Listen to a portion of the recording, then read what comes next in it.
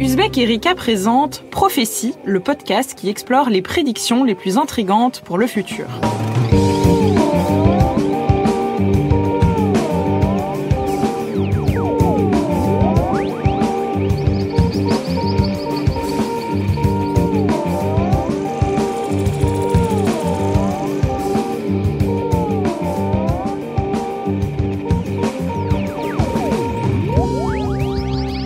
Salut à toutes et tous, je suis Sophie Klötzli, journaliste à la rédaction d'Uzbek Erika, et dans ce nouvel épisode de Prophétie, on va parler de corps de rechange, et plus précisément de bodyoïdes. Alors si vous n'avez jamais entendu ce mot, c'est normal, on est vraiment sur un sujet de recherche de niche. Pour comprendre de quoi il s'agit précisément, il faut remonter au mois de mars 2025, au moment où 3 chercheurs de la prestigieuse université de Stanford publient une tribune dans laquelle ils affirment avoir trouvé, je cite, « une source potentiellement illimitée d'organes ».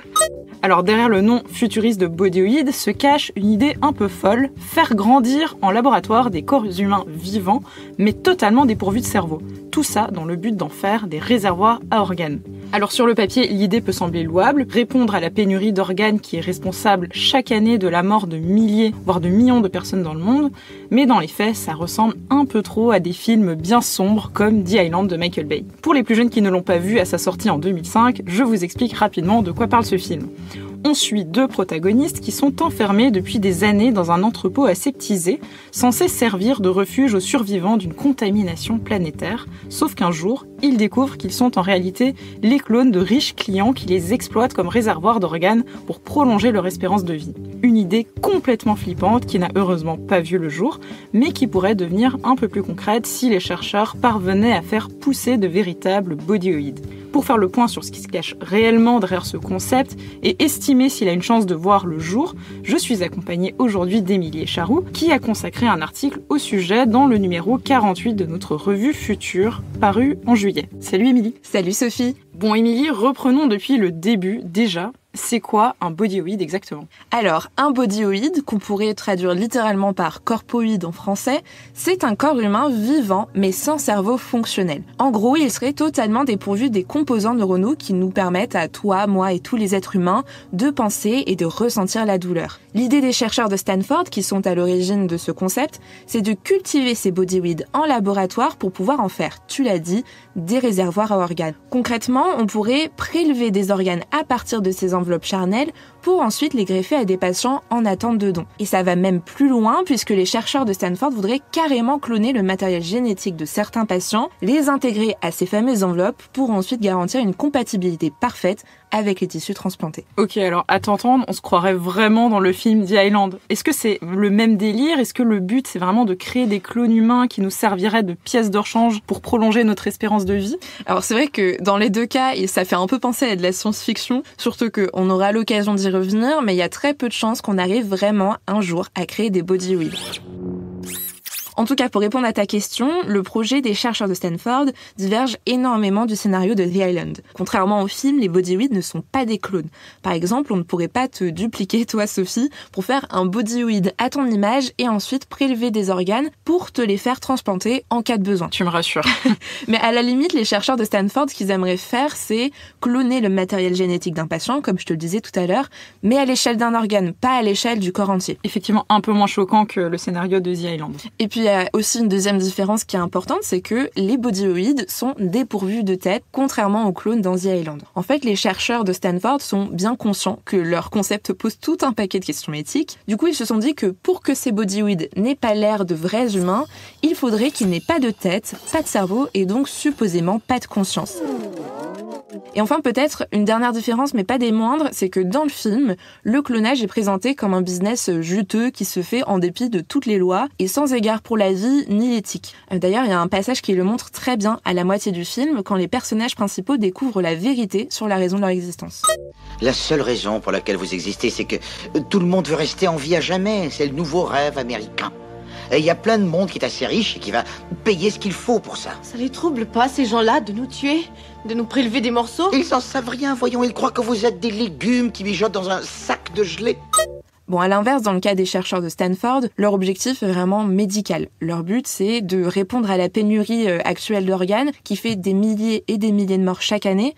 Pour te dire, aux États-Unis, il y a plus de 100 000 personnes qui sont candidats à la transplantation d'organes et chaque jour, 17 de ces candidats meurent sur liste d'attente. En France, début 2025, il y avait 22 000 patients qui étaient justement en attente de greffe et l'année dernière, 800 sont décédés dans ces conditions. Mais je tiens quand même à préciser que la greffe d'organes, ça coûte très cher, surtout aux États-Unis, où il n'existe pas de système de sécurité sociale comme en France. Ah oui, donc le besoin en organes de remplacement est urgent. Mais quand est-ce que les chercheurs de Stanford espèrent aboutir à un bodyoïde qui serait viable? Alors, leur prédiction, c'est qu'on pourra créer un bodyoïde complet avec des organes transplantables d'ici 15 à 20 ans. Donc ça voudrait dire qu'en 2040 ou 2045, on aurait à notre disposition le premier bodyoïde pour réaliser des greffes d'organes. Ah oui, c'est quand même bientôt. Mais qu'est-ce qui les laisse penser qu'on arrivera à créer cette sorte de réservoir à organes humains dans un délai aussi court? C'est quand même dans pas très longtemps. Ouais, t'as totalement raison. En fait, ces dernières années, il y a eu énormément de progrès en biologie et surtout dans un domaine particulier qu'on appelle les embryoïdes. Donc encore un autre mot en oïde. Ouais, ça commence à faire beaucoup. Mais pour t'expliquer rapidement ce que c'est un embryoïde, en fait, c'est un modèle créé en laboratoire à partir de cellules souches qui imitent les tout premiers stades de développement d'un embryon, mais sans avoir besoin de passer par l'étape habituelle de fécondation entre un ovule et un spermatozoïde. Bon, pour le dire encore plus simplement, c'est comme si les scientifiques arrivaient à recréer les premières étapes de la vie en labo, juste en faisant pousser des cellules dans un milieu artificiel. Et la recherche sur les embryoïdes, elle est encore assez nouvelle, mais les résultats obtenus ces dernières années sont vraiment hyper impressionnants. Par exemple, en 2022, il y a un biologiste palestinien qui s'appelle Jacob Hanna et qui travaille à l'Institut Weizmann en Israël, qui a réussi à créer de toutes pièces des embryons de souris en laboratoire, sans ovules ni spermatozoïdes. Donc ces 6 milli-embryons, eux, ils ont survécu 8 jours et ils ont même commencé à former un cerveau, un cœur battant, un placenta et même des intestins. Autrement dit, ces embryons synthétiques étaient vraiment très très similaires aux vrais embryons de souris. Et dans certains cas, la ressemblance était même de 95%. Ah oui, c'est énorme. Ouais, c'est énorme. Et l'année suivante, en 2023, l'équipe de Jacob Hanna à nouveau a refait la même expérience, mais cette fois avec des cellules humaines. Ils ont réussi à cultiver des embryoïdes humains jusqu'au 14e jour de développement. Alors pourquoi 14e jour? Eh bien parce que c'est la limite légale imposée dans la plupart des pays pour ce genre d'expérimentation. Mais déjà à ce stade, on pouvait voir apparaître des éléments essentiels d'un véritable embryon humain, comme le début d'un placenta. Bon, tu t'en doutes, cette actualité, elle avait fait le tour de la presse scientifique à l'époque, mais aussi des JT, comme on peut l'entendre dans cette émission de TV5 Monde. Fabriquer un embryon sans sperme, ni ovule, ni utérus. C'est la prouesse scientifique réalisée dans ce laboratoire. Ces chercheurs israéliens ont fabriqué un embryon de synthèse, une imitation d'un embryon humain au 14e jour de son développement. Le modèle aurait même généré des hormones en quantité suffisante pour rendre positif un test de grossesse, affirment les responsables de l'étude. Ok, donc on a compris que la science avançait bien du côté des embryoïdes, mais est-ce qu'on peut revenir un instant sur les bodyoïdes? Est-ce que ça paraît vraiment faisable d'un point de vue purement scientifique et comment est-ce qu'on pourrait très concrètement y parvenir? Bon, pour te répondre très clairement, on est vraiment encore très loin de pouvoir parvenir à la création d'un bodyoïde. D'ailleurs, pour la plupart des chercheurs que j'ai rencontrés, l'idée même de bodyoïde, c'est clairement de la science-fiction, et ce pour plusieurs raisons. D'abord parce que la technologie, elle n'est pas du tout au point. Par exemple, si on prend le cas des embryoïdes de souris, dont je t'ai parlé tout à l'heure, moins d'une tentative sur 100 a réellement bien fonctionné. Et même quand ça marchait, les modèles finissaient toujours par développer des anomalies après un certain temps. C'est pareil pour les embryoïdes humains. Il y a toujours des malformations qui apparaissaient au bout de quelques jours et qui empêchent l'embryon synthétique de se développer pleinement. À chaque expérimentation, les scientifiques font face au même problème. En fait, sans implantation dans un véritable utérus, les cellules n'ont pas assez de nutriments ni d'oxygène pour grandir correctement. Donc si je te suis, il faudrait concevoir un utérus artificiel pour faire grandir un faux embryon dedans qui pourrait ensuite grandir et atteindre la taille d'un bodyoïde. Ouais, c'est un peu l'idée. En fait, on pourrait développer une sorte d'utérus artificiel qui permettrait d'imiter le fonctionnement d'un utérus naturel dans le but d'y faire pousser un embryoïde. Mais encore une fois, on est loin de pouvoir y arriver, même si il y a de nombreuses avancées dans le domaine qu'on couvre d'ailleurs régulièrement sur notre site. Par exemple, en 2017, des chercheurs américains sont parvenus à créer une sorte d'utérus artificiel dans lequel un fœtus d'agneau s'est développé pendant 4 semaines, comme le raconte Euronews dans cette archive. Un utérus artificiel a été testé sur des agneaux et les résultats sont encourageants selon les chercheurs de l'hôpital pour enfants de Philadelphie qui ont mené l'expérimentation. Ils ont conçu un appareil constitué d'une poche en plastique remplie de fluide avec un système qui fournit de l'oxygène relié au cordon ombilical. Mais outre l'utérus artificiel, il y a un autre gros défi. Quand on veut fabriquer un embryon, un organe ou même un corps artificiel, il faut partir de cellules souches spécialisées. Par exemple, pour faire un cerveau, il faut des cellules nerveuses. Sauf que le corps humain est composé d'environ 250 types de cellules différentes et aujourd'hui, les scientifiques ne savent en recréer qu'une petite dizaine. Donc il reste énormément de travail pour y parvenir. Et même si on arrivait à fabriquer chaque type de cellule, ça ne suffirait pas parce que le plus compliqué, c'est que toutes ces cellules ont des interactions très précises entre elles. Elles communiquent, elles collaborent, elles s'organisent d'une manière qu'on ne sait pas encore reproduire et pour l'instant, on n'arrive pas du tout à constituer cette complexité à l'échelle d'un organe. D'accord. Et même sur le plan éthique, créer des corps humains de toutes pièces, ça semble quand même très moyen, en tout cas de mon point de vue. Comment est-ce que les scientifiques qui portent ce type de projet de bodyoïdes et d'embryoïdes se défendent là-dessus? En fait, ce qui est assez drôle, c'est qu'ils se défendent en disant qu'un bodyoïde, ça n'a rien d'humain parce que ça n'a pas de tête. Bon, leur logique, c'est qu'en faisant en sorte que les bodyoïdes grandissent sans cerveau, ils n'auront pas de conscience, donc pas de conscience, pas de problème éthique, quoi. Sauf que d'un point de vue scientifique déjà, on ne peut pas à ce jour faire pousser d'embryons sans tête.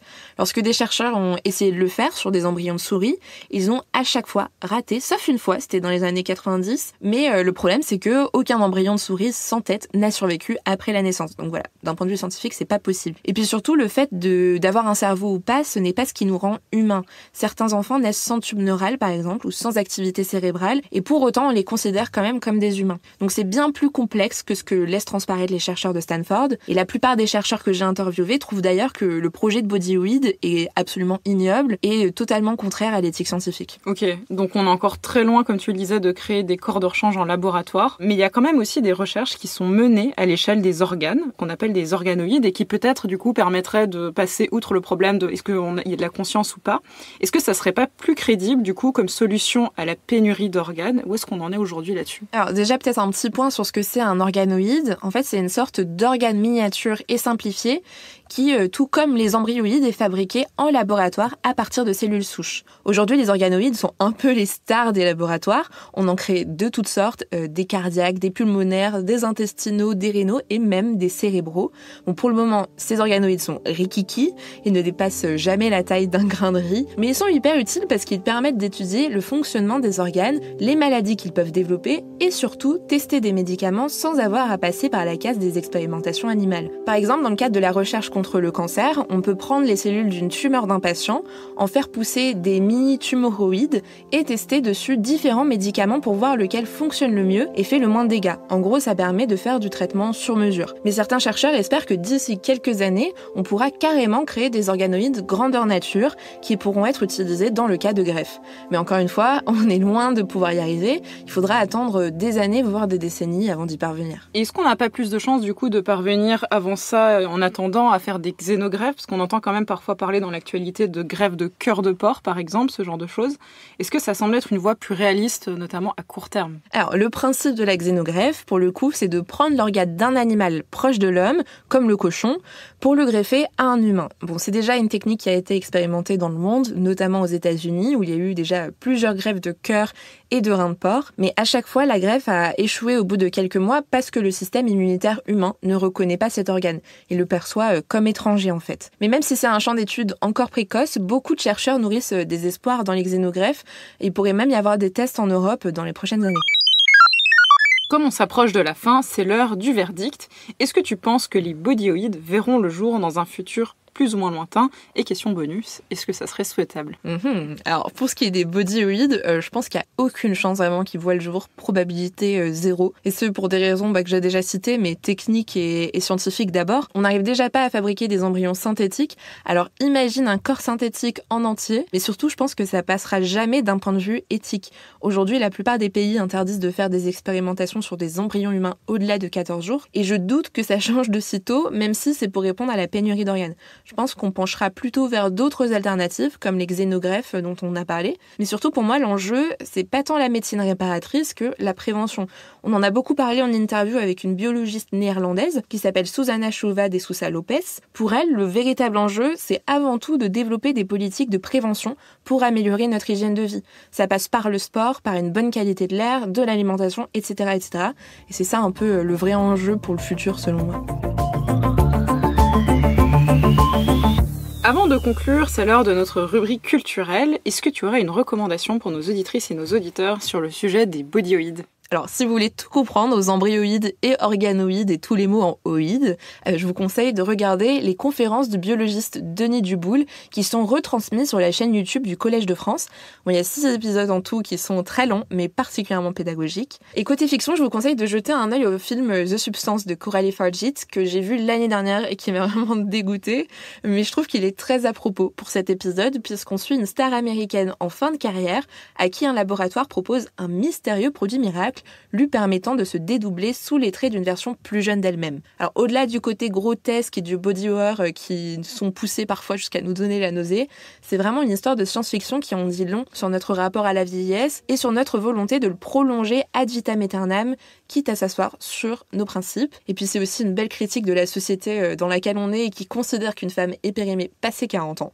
Donc rien que pour ça, il mérite d'être vu. Merci Émilie et merci à vous, chères auditrices et auditeurs, de nous avoir écoutés. Si vous voulez en savoir plus sur les réservoirs d'organes et d'autres promesses pour le futur de la médecine, je vous invite à vous procurer le dernier magazine de Futur disponible en librairie, en point relais, à la Fnac ou même directement sur notre site. On espère que cet épisode de Prophétie vous aura plu.